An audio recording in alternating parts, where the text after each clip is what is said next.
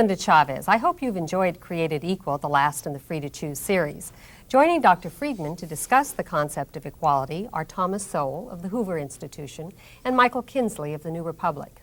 Tell me, Mr. Kinsley, is individual freedom all that matters, or should we be concerned about the unequal distribution of wealth? I think, of course, we should be concerned. Let me make two concessions, however, at the very beginning. Number one, capitalism is an economic system that benefits everybody, including those at the bottom, as Milton Friedman has so eloquently pointed out.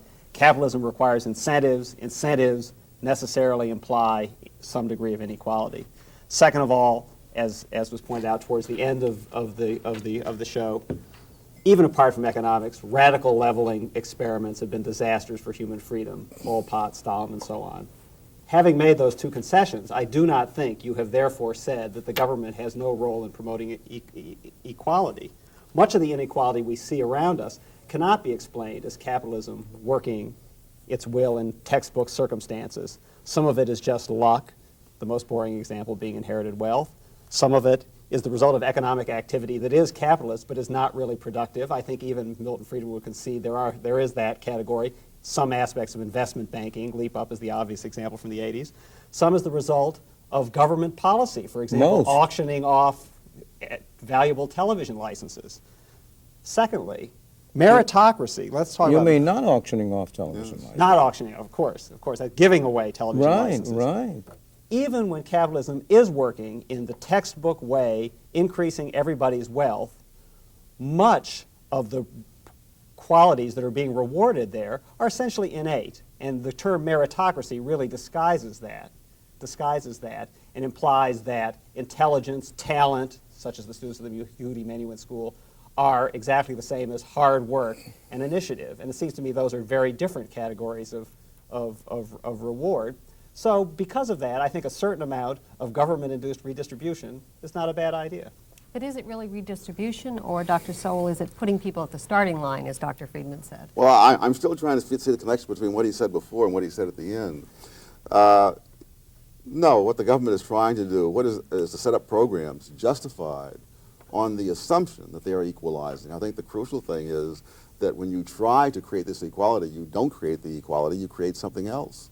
I've been doing studies now for 20 years of programs designed to increase equality.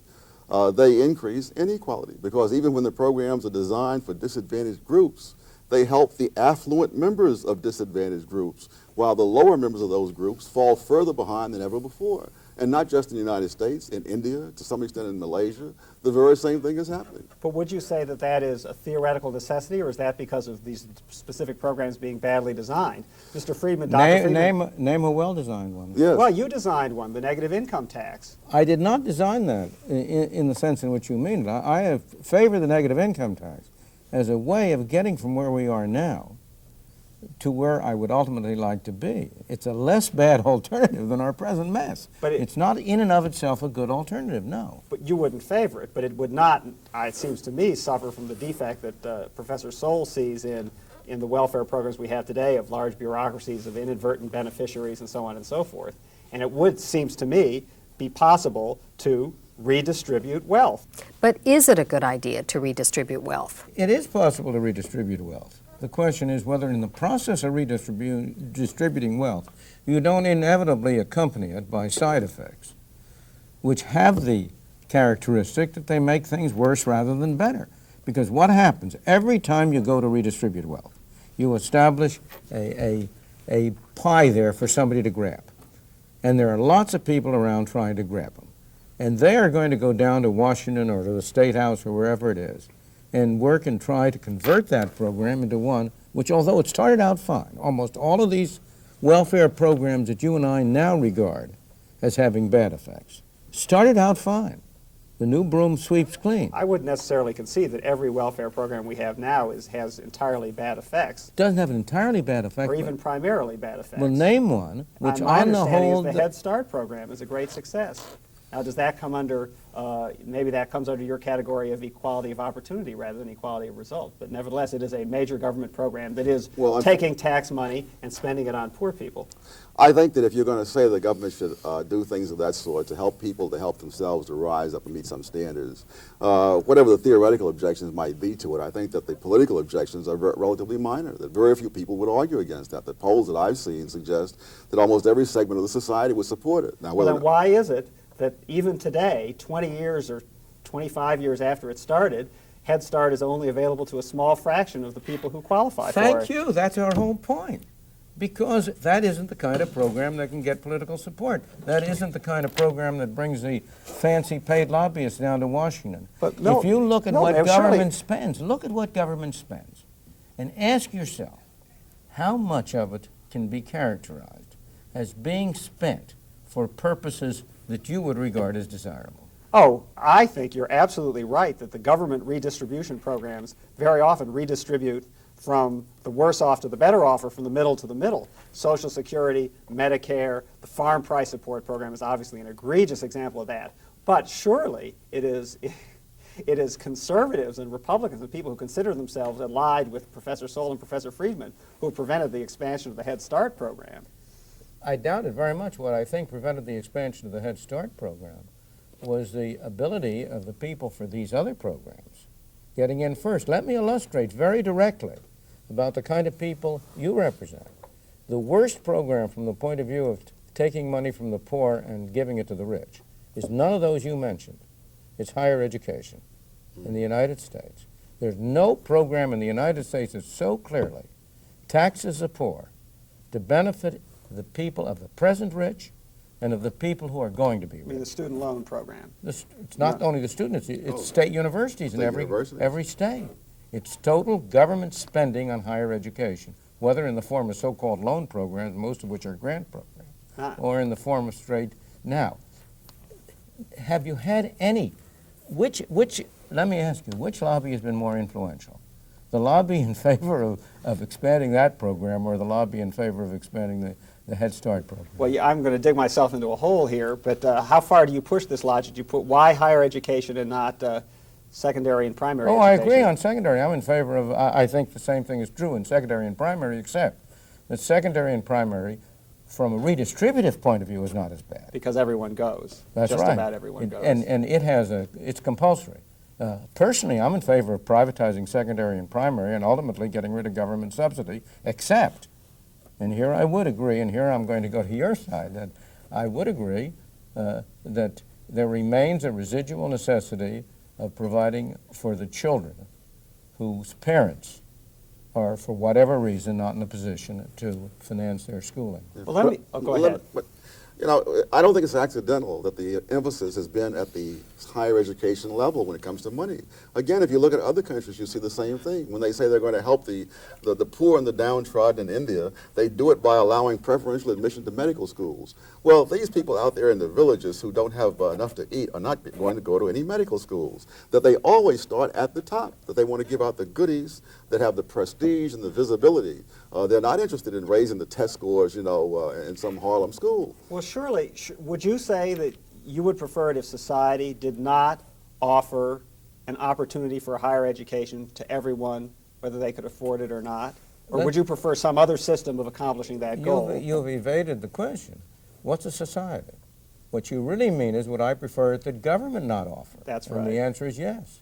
Well, if government doesn't offer it, how can you be assured that it's Because going to society happen? does. Look, long before the government was providing, federal government certainly, long before the federal government was providing subsidies, The state governments were providing state subsidies. governments Well, there's were. no difference in principle. But even long before that, the earliest colleges and universities in the United States were established not by state governments.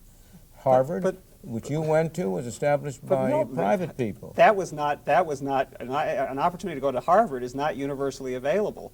Am I naive? My impression was that the GI Bill after World War II, correct me if I'm wrong, gave millions of people who otherwise would not have had the opportunity to go to higher education to go. What I would say is, let's have a system where I think there are abuses. The student loan program was clearly redistribution, but the basic principle that it is the role of government to make sure that everyone has the opportunity who can qualify for it and who can make use of it for an excellent higher education is a good one, and you mitigate the redistributive effects of that through the income tax system. The problem is to get stuck on objectives and not on outcomes.